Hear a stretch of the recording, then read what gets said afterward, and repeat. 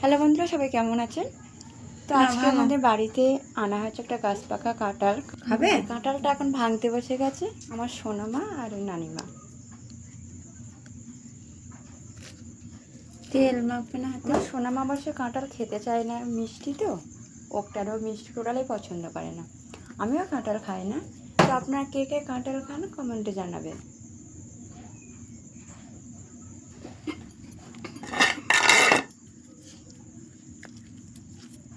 খাবে আম্মু? কটা খাবে?